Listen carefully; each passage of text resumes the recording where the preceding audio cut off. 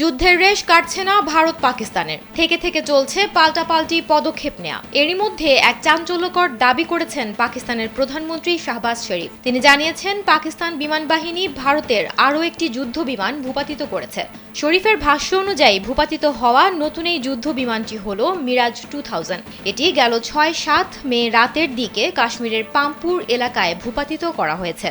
পাকিস্তান অবশ্য আগেই ভারতের 5টি যুদ্ধ বিমান ভূপাতিত করার দাবি জানিয়েছিল, আর এবার আরেকটি ফাইটার জেট ভূপাতিত করার কথা জানানোর পর ভূপাতিত ভারতীয় যুদ্ধ বিমানের সংখ্যা দাঁড়ালো 6টিতে। বৃহস্পতিবার কামরায় পাকিস্তান বিমান বাহিনীর একটি ঘাঁটি পরিদর্শনকালে প্রধানমন্ত্রী শাহবাজ এ তথ্য জানান। যমুনা ইলেকট্রনিক্স ঈদে ডাবল খুশি অফার সিজন 3, যে কোনো পণ্য কিনলেই পাচ্ছেন নিশ্চিত ঈদ উপহার। একই সঙ্গে তিনি পাইলট, প্রকৌশলী এবং প্রযুক্তিবিদ সহ সামনের সারির সদস্যদের সঙ্গে দেখা করেন। এ সময় তাদের পেশাদারিত্ব ও নিখুঁত দক্ষতার গভীর প্রশংসা করেন শাহবাজ। তিনি আরও বলেন, সেনাপ্রধানের নেতৃত্বে প্রতিটি বাহিনী যেভাবে দায়িত্বশীলতা ও সাহসিকতা দেখিয়েছে তাতে গোটা জাতি গর্বিত।